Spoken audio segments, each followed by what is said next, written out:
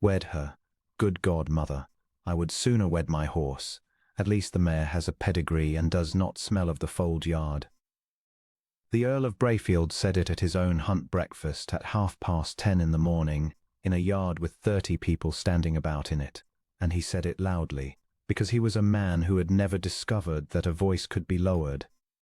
Piers stood at the tall window of the saddle room with a coffee going cold in his left hand. He had come to Brayfield for one reason, the grey 4-year-old out of the old Earl's foundation mare, which he had wanted for Halstow for 2 years. He was not a hunting man. He had not slept willingly in a strange house since Salamanca. He had been in the yard 11 minutes and was already calculating the road home. "My lord," said Lady Maud Brayfield, "you will lower your voice." "Why? She is standing there." She heard it. "Did you hear it?" "I did, my lord," said the woman holding the grey. She was perhaps 26, in a man's canvas apron over a stuff gown, sleeves turned back to the elbow, her hair under a plain kerchief. She had the grey's rein in one hand and a hoof pick in the other, and she stood the way people stand who have spent a lifetime beside things that weigh half a ton. "Well, you would not sooner wed your horse, my lord," said Constance Rowe. "You would sooner wed £40,000, and I have not got it, and everybody here knows it, including your lordship and me. The rest is only noise, and the grey does not care for noise. I shall take her round to the far box if you have finished." 2 winters would pass before the Duke of Halstow understood what he had stood at that window and watched without a word, and the setting of it right, when it came, would have to be done in the open, in front of these same 30 people, and would cost him a great deal more than the horse ever had. Somebody by the mounting block laughed and stopped himself. Lady Maud recovered first, as she always did. "There is no engagement, and there never was one," she said pleasantly to the yard at large. "Old Roe's daughter and my son. What an idea." "It was your ladyship's notion," said Constance, "on the 12th of October in the tack room, when you were £300 short for the Ascot bill, and the Roe's old paddocks would have covered it. I said no then, I say no now." 30 people watched her go. Piers came out into the yard, and later to the far box, which was not correct, and which he did anyway. She was strapping the mare down with a wisp of straw and did not stop. "Your Grace, Miss Roe, you want to know about the near fore. It was a corn last March, it was cut out, it has grown clean, and if his lordship tells you she was never lame in her life, you may take it that she was, and if I tell you she is sound now, you may take that too. I do not lie about horses." She straightened. "I lie about very little. It is why I am still in a canvas apron at 26. "Why are you still in a canvas apron at 26? She looked at him a moment and evidently decided that a duke who came round to the far box was entitled to the plain answer. "Because I am bound here until Michaelmas next. My father was head groom of this stud 31 years, and when he died 4 years ago, there were £200 standing against him in the Earl's book, a bill for a bought stallion that went wrong. I do not believe he owed it. I cannot prove he did not. His lordship holds the note, and it is secured on the only 2 things my father left me, which are a brown mare called Fern and her daughter Poppy. They are in this yard, in his lordship's boxes, eating his lordship's hay, and I cannot take them off the place until the note is discharged. You could go without them. I could." She went back to the wisp. "And there are 2 old men in the bothy at the end of this range who served under my father and cannot lift a saddle above their shoulders any more. I do the lifting. The day I go they are turned off, and there is not another yard in this county that would take a man of 70. She looked up. "You have that hand very badly, your Grace." Nobody said that to him. Nobody had said it to him in 6 years. "Salamanca," said Piers. "I thought so. It goes stiff in the cold, and you keep it out of the way behind you, and when his lordship struck your shoulder just now you took it on the bad side and did not blink, which cannot have been pleasant." Constance came round the mare's quarters and put the grey's rein into his left hand. "Exactly."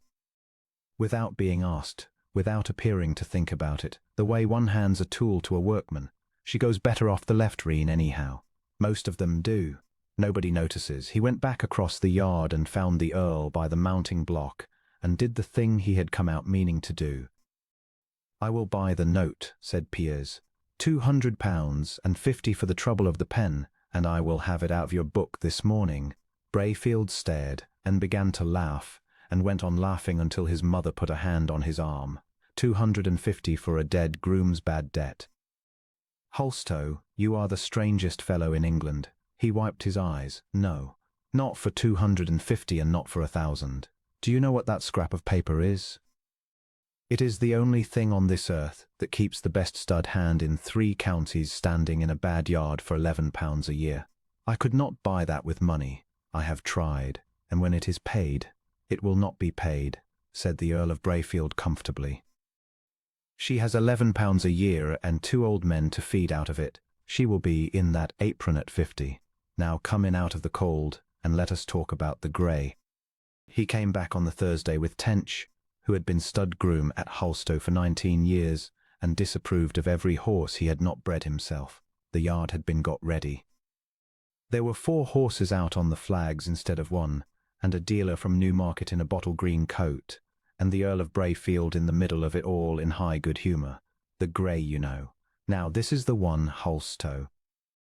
Full brother, 1 year older, 16-1, never been beaten across a country in his life. 400 guineas and I am robbing myself. The chestnut was a beautiful horse. Even Tench went quiet. Trot him, said Piers. They trotted him up and back on the flags. Then they turned him and did it again, and the dealer said something appreciative in a low voice, and Brayfield beamed, and Piers, who could not hear a whistle in that wind if his life had depended on it, looked across the yard. Constance Rowe was standing at the pump with a bucket in her hand and her jaw set like a gate. Miss Rowe, said Piers. The whole yard turned. Your Grace, would you buy him? There was a silence of perhaps 3 seconds, and in it Piers watched a woman calculate the exact price of an honest answer and pay it. No, Your Grace, Constance, said the Earl. He makes a noise, she said. He has made a noise since the September before last. It is not much at the trot, and you will not hear it in this wind, but gallop him half a mile up a hill and put your ear to him, and you will hear it plain. He was physicked for it twice by a man from Reading, and it did no good, because is no good to be done. He is worth 120 guineas to a heavy man who hacks, and he is worth nothing at all at 400, and if I let a duke buy Aurora out of this yard on my father's stud's name, I should never be able to stand in it again. The dealer in the bottle green coat put his hands in his pockets and looked at the sky. She is a spiteful girl, and she has been sour since Tuesday, said Brayfield. Gallop him up the hill, my lord, said Constance, and let his Grace's man ride beside. Nobody galloped him up the hill. Piers bought the grey at 210 guineas, which was Constance's valuation and not the Earl's, and the dealer went away without buying anything at all, and the whole of it took 11 minutes and cost Brayfield the better part of £400. Tench, who never praised anybody, said in the tack room afterwards, that is a stud groom, Your Grace, and she is wasted here, and if she stays another 5 years she will be finished. It is the lifting that does it. I have seen it in men. Piers found her at the far end of the range, filling a hay net. Miss Rowe, come to Halstow. Head of the stud under Tench while he chooses to stay, and after him head of it. £40 a year, a cottage, coals, and the 2 old men on the strength as pensioners for as long as they live. You may bring the mares when the note is paid, and I will not pay it, because you would not me, and I have understood that much. She had the hay net in both hands. She did not turn round. No, Miss Rowe. No, Your Grace, and I am obliged to you, and please do not ask me twice. She set the net down and turned, and her face had gone white, and it was the only time in 2 days he had seen her frightened of anything. I am 25 miles from where I was born, and every soul in this county knows what I am and what my father was. If I go to Halstow, it will be said in every yard between here and Newmarket that the Duke has taken Rowe's girl into his stud. And there is exactly one thing men in yards mean by that, and they will go on meaning it whether it is true or not, and by Michaelmas it will not matter what I know about a hock. I should be finished, not ruined, finished. Nobody would take my word about a horse again as long as I lived, and my word about a horse is the whole of what I have. Then I will. There is nothing you can do about it, said Constance. That is what I am telling you. It is not a thing that can be arranged. Good day, Your Grace. Fern clicked that night. He heard of it at the inn at 11 o'clock from an ostler, and he had no business whatever going back, and he went back. The Brayfield yard at 2 in the morning was lit by one lantern hung on a nail.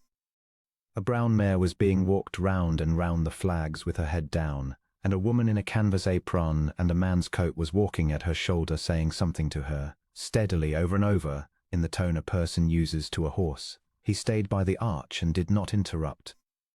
She walked that mare for 4 hours. At 6 the mare passed what she needed to pass and stood with her ears up, and Constance leaned her forehead against the mare's neck for about 5 seconds, and then went and fetched a bran mash. Piers rode back to the inn at 7 and sent Tench on to London with the grey and did not go himself. He could not account for it. He could account for admiring her. He had admired plenty of people. What he could not account for was the 4 hours. She had spent them on a mare that stood in law, as security for a note held by the man who had said in front of 30 people that he would sooner wed his horse, and she had spent them in his yard, on his straw, by his lantern, and she would be back at work at 7 with no sleep and £11 a year. And it had not once occurred to her to do anything else. He had commanded 800 men. He had never in his life seen anybody take that much trouble over something they were not going to be allowed to keep.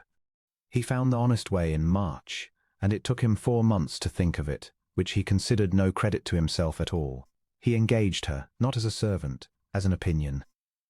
Tench wrote from Halstow on Halstow paper to Miss C. Rowe at Brayfield, asking her judgment on a 5-year-old with a curb and offering a guinea for the answer, and she sent back 2 pages and an invoice. After that it was a guinea a time, 11 times that year. Every letter went through Tench and every answer came back through Tench, and the whole county might have read the lot and found nothing in them but hocks. Piers wrote 3 himself, left-handed, which took him an hour apiece and looked like the work of a man of 80. She never once remarked on the hand. She answered the questions. He saw her twice in that time. The second was at Marlbrook Fair in the September of the following year, where half the horseflesh of 3 counties changed hands under an awning and 100 men in gaiters stood about being There was an argument going on about a bay gelding's age. 2 dealers and a farrier had said 6, the seller said 5. Piers, who wanted the horse, said nothing, looked round, and saw her at the rail in her good stuff gown with her kerchief off for once. "Miss Rowe, would you look at his mouth?" The awning went quiet in the particular way an awning does when a duke asks a woman in a plain gown to do the thing 3 men have just finished doing. Constance came through, put her thumb in the corner of the gelding's mouth, held his lip up, looked for perhaps 4 seconds, and let it go. 8, she said. The corner nips are gone and there is a galvane mark starting. Somebody has bishoped the tables. You can see the ring of the burn if you turn him to the light. He is a good horse and he is 8, and at 8 he is worth what an 8-year-old is worth. The seller began to say something and thought better of it. "Thank you," said Piers. "I will give you what an 8-year-old is worth." Lady Maud Brayfield was under the far side of the awning with 2 other ladies, and when Constance passed her, going out, she turned her shoulder in a way that could be seen from 30 feet, and the 2 others did it half a second later, the way people do. Constance walked out from under the awning without any alteration whatever in her step. "That was well done," Piers said, catching her at the rail. "It was not done for me. It was done for the gelding." She was pulling her gloves on. "Your Grace, I am obliged for the guineas, and I shall go on earning them. I would rather you did not stand about with me at a fair. You have been very correct, and I know what it costs you, and I would still rather you did not. In 11 letters this year you have never once asked me a question." "No," she agreed, "and I am not going to, because the moment I do it stops being a guinea and starts being a friendship, and I cannot afford one of those either. Good day." Brayfield went down in November. It was not sudden. Nothing in that family was ever sudden. It was 3 years of Newmarket, a mortgage taken out at Christmas 12month, and a man in Chancery Lane who had run out of patience. Piers heard it at his own table from a neighbour, and then heard it properly on the 8th of December, when Tench came in with a printed bill from the Marlbrook sale rooms and laid it on the desk without a word. By order of the assignees, the entire Brayfield stewed. Blood stock, brood mares, young horses, harness, and the effects of the stables. At the Marlbrook Rooms on Candlemas Day, the 2nd of February at 11 o'clock, 63 lots, he went down the list. Lot 41, brown mare Fern, aged, by wanderer out of a Bellman mare. Property of the late T. Rowe, sold under a note of hand. Lot 42, bay mare POPI, 6 years, out of the above. The property of the late T. Rowe, sold under a note of hand. There is worse, said Tench. The 2 old men in the bothy go at Christmas. The bothy is in the schedule and is to be sold with the range, and her articles were done at Michaelmas past, so she is not even a servant to be provided for. She is nothing to the assignees at all. She has been kept on since October at £11 a year to have the horses fit for the ring, and on the 3rd of February she will be a woman of 27 standing in a yard that has been sold, with a bag. Piers looked out of the window for a while at a wet park. Ride over, he said. Tell her Halstow is open to her on any terms she cares to name, that I will not come myself, and that she may send back one word or none. Tench rode over, and came back the following evening with his hat in his hand. She says no, your grace, and she says to say it is not pride this time. She says the sale is a public sale, and the mares will be sold to whoever bids, and she means to be in that room, and she means to have them, and she will not go into any yard in England as a woman who was taken in. She will go as a woman who owns 2 mares. Tench hesitated. She said one thing more, and I did not like the sound of it. She said, tell his grace I have counted it, and it is close, and if he bids against me I shall lose them, and I would take it very kindly if he stayed at home on the 2nd of February. He rode over on the 9th of January, because Tench said they were stripping the range, and he told himself it was to look at the range. It was 7:15 and hard white frost. She had a 2-year-old colt on a lungerine in the bottom paddock, working him in a circle with her breath, and the colts going up together in the cold light, and she did not stop when she saw him at the rail. She never stopped. He is a lovely thing, said Piers. He is lot 19, and he will make 300 guineas and go to a man in Yorkshire who will hurry him, said Constance. So he is having a quiet month, because it is the last quiet month he will get. She brought the colt in and rubbed him down, and afterwards they stood in the empty tack room, where the saddle pegs had all been numbered in chalk for the sale, and she poured out 2 cups of the groom's tea, which was black and terrible. You never ride out with them, she said. In 18 months you have not once put your leg over a horse in this yard in company. You ride alone at 6 in the morning. Tench told me, and I had already worked it out. The hand will not hold a rein and a whip together, said Piers. In a field with 40 men I am a danger to somebody. I found that out at a covert side in the year 14 and have not done it since. He turned the cup with his left hand. I was 3 days on a cart from Salamanca, and a surgeon wanted it off at the wrist, and I would not have it, and he was probably right, and I am not sorry. It does what I need. It does not do what I want. Those are different accounts, and I keep them separately. That is very nearly sensible, said Constance. You will not tell me I bear it well. I should not dream of it. You bear it. Nobody bears anything well. They only bear it in company or alone, and you do it alone, which is harder and no better. She was quiet a moment, looking at the numbered pegs. My father used to sit in this room. The old Earl, the present one's father, came down and sat with him, and they argued about mares for 2 hours at a stretch. He gave my father the 2 paddocks at Rose Ash to keep his own stock in, and he said in this room that they would come to me, and he said it in front of the fire with nobody in it but the 3 of us, and he died at Christmas of the year 11. She set her cup down. That is the whole of my inheritance, a thing an old man said by a fire. You may see why I do not build on it. Piers put his good hand flat on the table between them, and she looked at it, and did not move hers, and for a moment neither of them said anything at all. Then the yard bell went for 7:30, and she stood up. He did it on the 28th. He rode to Marlbrook, sat in the assignee's office, and paid £220 for lots 41 and 42, out of the catalogue, by private treaty, before the sale, which is a perfectly ordinary thing that any man in England might have done, and which Tench had told him plainly not to do. He had a reason, and he believed it. She had said it is close.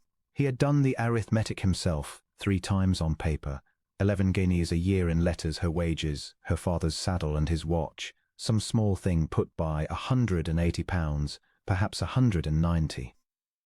2 mares out of a stud sale with dealers in the room would go for 240 at the least. She was going to stand in that ring and lose one of them, and he could not bear the arithmetic, and so he made it not exist. He meant to ride to Brayfield the same afternoon and put the 2 receipts into her hand and tell her they were hers, that they had always been hers, and that he had only carried them across the road. The Earl of Brayfield got first. He was in the yard when Piers rode in the coat with the fur collar, with the auctioneer's clerk beside him and 11 or 12 people about, grooms, 2 of the assignees' men, Lady Maud on the steps. Halstow, Constance, come out here. His Grace has bought your mares. She came out of the far box with a rug over her arm. He gave 220 for the pair this morning at Marlbrook. Private treaty out of the catalogue, all above board. Brayfield laughed. So there it is. Every 4-legged thing that ever belonged to a row now belongs to the Duke of Halstow, and I dare say the 2-legged one will follow it, and I call that a tidy morning's work. My lord, said Lady Maud from the steps, in her carrying voice, one does not say such things unless one knows. Your Grace, since we are all standing here, what is Miss Rowe to be at Halstow? 11 people waited, and Piers, who had 18 months earlier been told to his face by that same woman what one word in a yard could do to her, and who had turned the whole thing over 100 times and believed he had it by heart, heard himself say, in a flat parade ground voice, the thing that would protect her name, Miss Rowe is to be head of my stud. Nothing more. He knew before the sentence was finished. He watched it go round the yard and settle. Nothing more. He had bought her horses in the morning and disowned her in the afternoon, in front of the men she had worked beside for 11 years. And both halves were his, and neither could be taken back. She said nothing at all. She put the rug over the rail and went into the far box. The receipts were still in his breast pocket at midnight. Tench came into the book room at Halstow on the 31st of January, at 9 at night, wet through. She walked them to Marlbrook yesterday, your Grace. On foot, both on a lead rein, 11 miles, and she was there when the office opened. She has paid the assignees the forfeit out of her own money to have the private treaty set aside. £3.10, and they took it, because they are bound to take the best price, and a sale room is a better price than a treaty. Piers stood up. She left one word for you and no more, said Tench. Lots 41 and 42 will be sold as printed. The Marlbrook sale rooms on Candlemas Day held 200 men and 11 women, and one of the 11 was standing at the rail on the near side of the ring at 10 minutes to 11 in a plain grey stuff gown with her bonnet strings tied, with a canvas bag under her arm. Piers came in at 5 past and went to the back by the door where the cold came in, and stood with his hat in his hands and did not take a seat. He had told himself the whole way over that he had come to be a witness and nothing else. He had put no money in his pocket. He had left Tench at Halstow expressly, so that there could be no possibility of a nod across a room. They ran through the harness and the stable effects and the young stock. Lot 19, the 2-year-old colt, made 310 guineas and went to a man from Yorkshire. Lady Maud Brayfield came in at 11:30 in a fur tippet and took a chair at the front and had a clerk to hold her catalogue. Lot 41, said the auctioneer. Brown mare, Fern, aged by wanderer out of a Bellman mare. Sound, quiet in harness, has bred 5, all living. The property of the late Thomas Rowe, sold under a note of hand. They led her in. She was 15 years old and stood in the middle of that ring with her ears up, looking about for somebody, and found her, and looked at nothing else. 20 guineas anywhere. 20, said Constance Rowe, in a clear, flat voice that carried to the back wall. There was a stir. A woman bidding in that room was a thing that happened perhaps twice in a decade, and the 200 men turned round to look, and then, having looked, turned back, because most men in a sale room are more interested in horses than in novelty. A dealer took it to 5 and 20, and then to 30, and then to 5 and 30, and Piers understood exactly what was being done and could see by the set of her shoulders that she understood it too. An aged brood mare with a note against her was worth £22 to anybody in that room. She was being run up because everybody knew she was wanted. 40, said Constance. The dealer looked at her and shrugged and let her have it. She paid at the desk in coin and small notes counted out by her own hands and came back to the rail. Piers, from the back of the room, could see her face and wished he could not. Lot 42, bay mare, Poppy, 6 years, out of the above by the Cranford horse. Never been in train sound. A better mare than her dam, and I do not often say that. Poppy made 50 guineas in 11 seconds. 60, said Constance. 70, said Lady Maud Brayfield's clerk. It went to 100, and 120, and the room began to attend, because there is nothing a sale room enjoys so much as 2 people who mean it. At 140 the dealers dropped out, and it was the 2 of them. 150, said Constance. 180, said the clerk. The whole room turned and looked at the back wall, at the Duke of Halstow standing by the door with his hat in his hands. It was perfectly plain what they were waiting for. It would have taken one finger. Piers kept both hands on the brim of his hat and did not move. 182, said Constance. 200, said the clerk. There was a small silence. Any advance on 200 guineas? 200 guineas, the lady? No, said Constance Rowe. I have £143 in the world, and I have spent 40 of it. Thank you, sir. She is worth 200, and she is worth more, and I am glad she has made it, and I will not run somebody up for spite in my father's name. The hammer came down. She did not sit down, and she did not go out. She stayed at the rail through lots 43, 44 and 45, and when the ring cleared she went across it, in front of 200 men, to where Lady Maud's clerk was waiting with the mare, and put her hand on Poppy's neck. You will want to know that she must be fed off the ground, she said. Her dam was the same. She takes hay from a rack, and it starts a cough by the 3rd week, and a man who does not know it will physic her for the wind, and there is no wind to physic. Off the ground and a wet mash on Sundays, and she will do anything for anybody who does not shout at her. She stepped back. Tell whoever has the care of her, it is nothing to do with the price. It is only that somebody ought to know it. Then she took Fern's head collar from the yard man and led her out through the arch into the cold. Piers followed her as far as the arch and got no further than her name. Do not, said Constance, without turning round. You did the right thing in there, and it is the first entirely right thing anybody has done for me since my father died, and if you speak to me now, I shall not be able to be civil, and I want to remember today as the day I was civil. She walked away down Marlbrook Street with her 15-year-old brown mare and no plans whatever. He was still standing under the arch 20 minutes later when a horse came into the yard too fast, and a man got off it who had ridden 11 miles in the mud, and looked round the yard and asked, in the voice of a man who has been told to hurry, for Miss Rowe. She has gone up the street, said the yard man.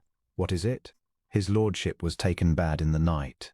Dr. Ockley has been there since 4 this morning and says it is the lungs and there is nothing to be done, and he will not see the week out. The man wiped his face. He has been asking for her since 7 o'clock. He will not have the attorney, and he will not have her ladyship in the room. He says he will not sign anything nor say anything to anybody until Rose Girl is standing where he can see her.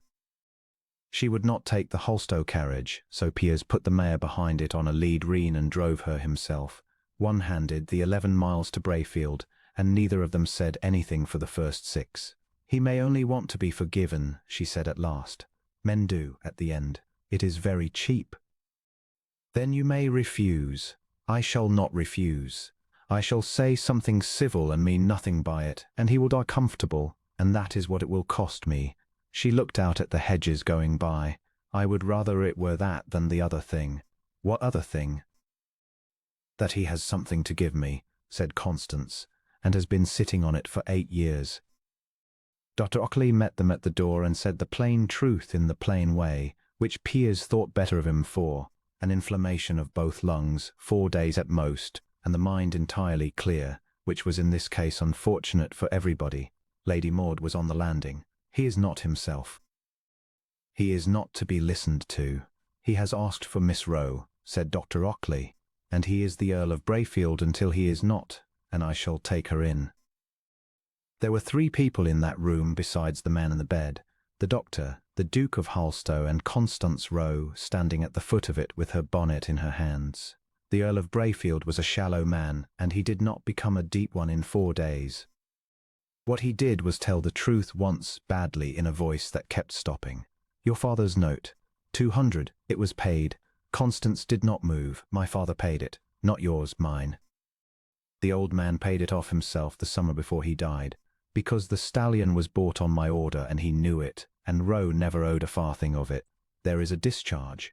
It is in the stud book for the year 11, folded into the back. And the note itself I kept in the book because he stopped and breathed twice. Because it was useful, that is the whole of it. I kept it because it was useful. 8 years, said Constance. Yes. And Rose Ash, there is a codicil. The 9th of November, 1811, in my father's hand, witnessed by the rector and by Tench's brother, who is dead. 2 paddocks and the 22 acres at Rose Ash to Thomas Roe and his heirs forever. It was never proved. It went into the strong box in the muniment closet behind the stud books, and my mother put it there, and I let her, and I have known it every day since. He turned his head on the pillow. Ockley, get the attorney. I will sign before 3 of you, and then you may all get out. He signed at 4 o'clock left-handed, because his right would not hold the pen, and Piers, whose own right hand had not held a pen since 1812, found he could not watch it. The Earl of Brayfield died on the 6th of February and was buried on the 11th, and there were more tradesmen at the funeral than gentlemen.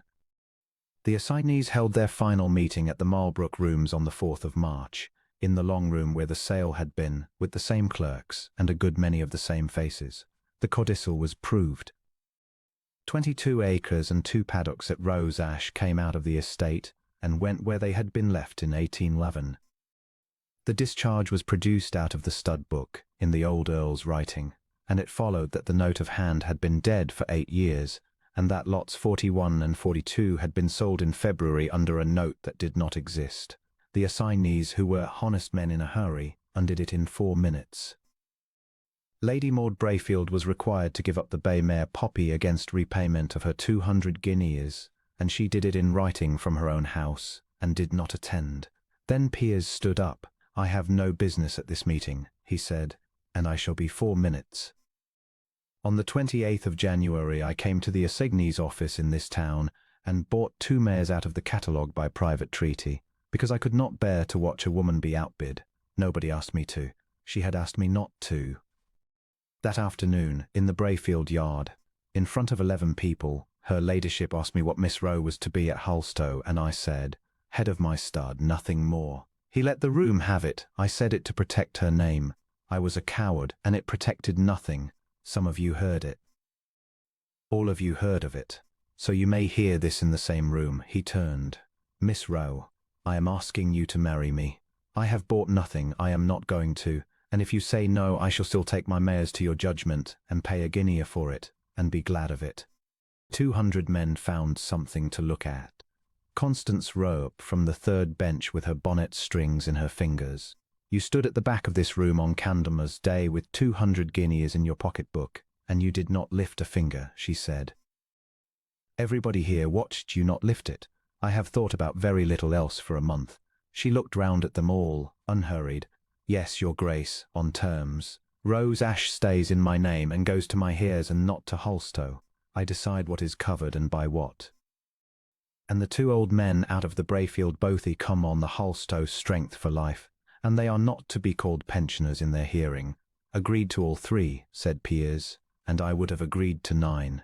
They were married at the end of April in the parish church at Halstow. Tench gave her away. There were 11 grooms in the pews, and a great deal of clean straw about the porch. In May the Duchess of Halstow could be found at 6:30 most mornings in the bottom paddock at Rose Ash, in a canvas apron, her wedding ring on a cord round her neck because of the work, watching an aged brown mare and a bay one graze 22 acres that were hers by a codicil of 1811. Her husband came down at 7 with 2 cups of terrible tea, and she took the mare's rein out of his good hand and put it back into it the other way round, and told him he was standing on the wrong side, and he was.